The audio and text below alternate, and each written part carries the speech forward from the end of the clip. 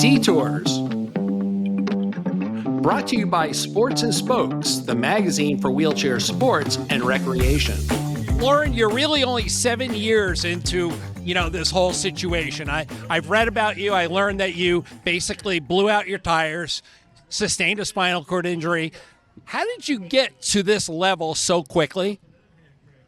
Just being an athlete all my life, I have the athlete mindset. So when I found out that it was possible to get back into sport after my accident, that's what gave me new hopes in life, and I was able to set new goals. And I guess it was a hard transition, but at the same time an easy transition, because I was going back to what I have always known, and that's being an athlete and training and pushing my body athletically.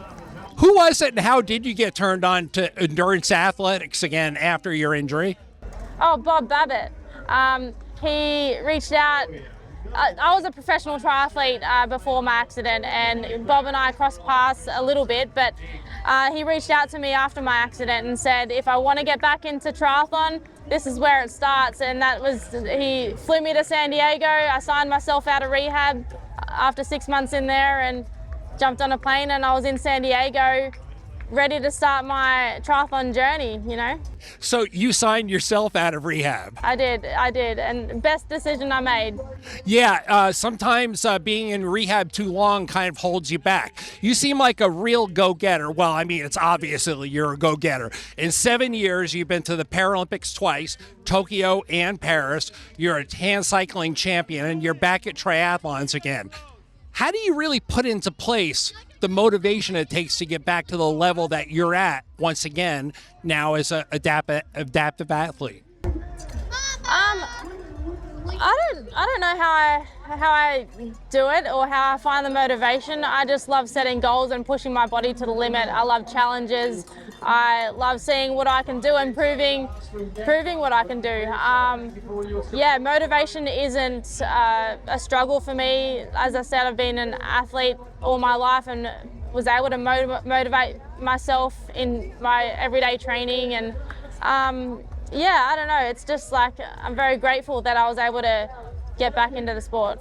I notice a lot of people who are active in sports before and get back into sports, they seem to move forward a little bit quicker. Did you find that there was a really solid transition between getting back into sports and getting back into life? Definitely. Being an athlete and being involved in sports, it was much easier to then fall back into the sport lifestyle. I think it's a lot harder for other people if they haven't had a sporting background or that athlete mindset. It's a lot harder to start a new chapter or on the sporting journey, and to learn how to learn dedication, motivation and training and what it's all about. But I think it's a life-saving. The sport saved my life, and it saves a lot of lives.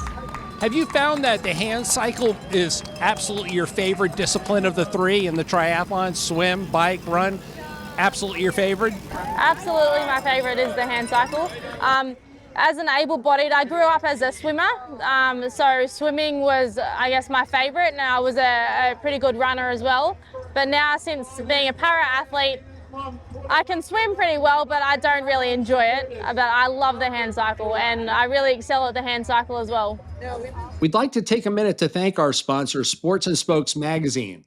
For nearly 50 years, they've produced stories on iconic athletes performing at the top of their game, given generational coverage of sports dating back to the 1970s, and they've shown the way with exciting and timeless magazine cover shots.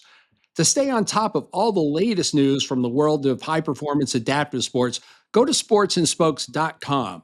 Sports and Spokes, the magazine for wheelchair sports and recreation. We were talking a little bit about the legends in Australia, the Kurt Fernleys and the Louise Savages.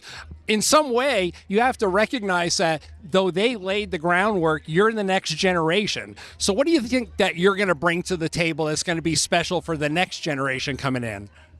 Yeah, Kurt and Louise are absolutely amazing role models, and they were role models for me and definitely paved the way. And yeah, I just hope that I'm continuing on that, I guess, legacy and I can inspire the next generation. I just want to inspire as many people as possible to never give up. You know, when you get knocked down, get back up again, and keep pushing forward. And I hope that, yeah, I continue inspiring to help others on their journey and through trauma or on their athletic journey. So we got swimming, we got biking, we got running, and all of this isn't enough for you. So now you're going to go up to Canada and learn how to snow ski. Well, not really snow ski, but biathlon, sit-down ski. What's the challenge that's there for you, and why do you want to do this? So getting involved in snow sports is the biggest challenge probably of my life, almost, athletically, because everyone that knows me knows I hate the cold. I love summer and I love, 100, 110 degrees. So yeah, snow is way out of my comfort zone, but as I said, I love a challenge. And when Snow Australia reached out to me and said I could have potential in the sport, I'm like, yeah, I'm gonna give it a go. Like, Winter Paralympics are next year, why not aim high? And I started on snow in July of this year, 2025, and I head to Canada in a few weeks' time to train and do my first competition, which is a World Cup.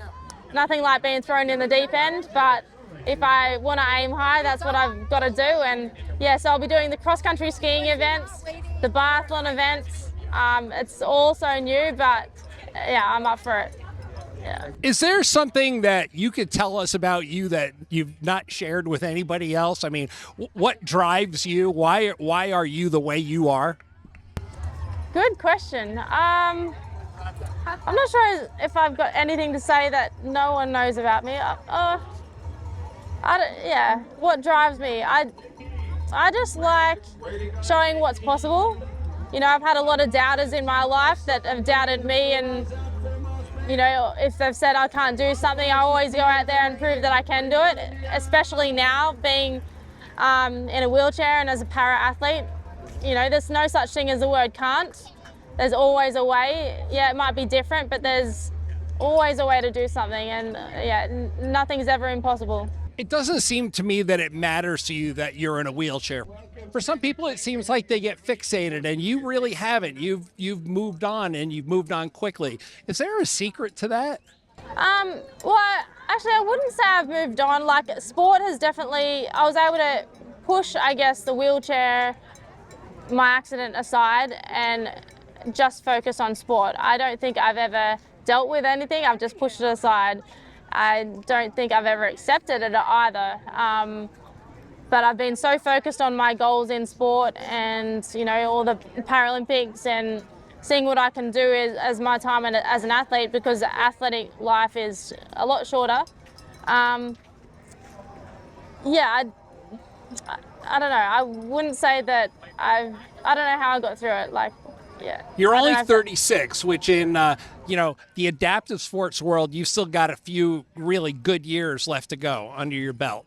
So with that being said, at this point, 7 years in, what has been some of your fondest memories? I mean, you've already been to 2 Paralympics. This is something most people strive for a lifetime, and you've done it so quickly.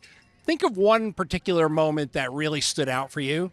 Paralympic Games, championship, cycling race. What was it? Obviously, the Paralympics were, something that I'll never forget. And also winning my first World Championship, going back to Kona and doing the Ironman World Championships as a para-athlete when I did it twice as an able-bodied. All those things were special, but one special moment that stands out was coming here for the first time to CAF triathlon challenge.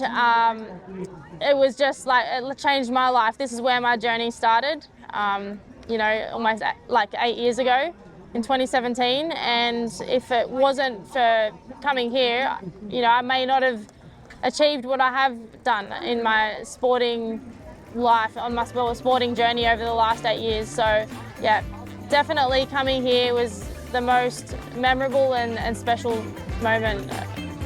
Other than the Paralympics, obviously.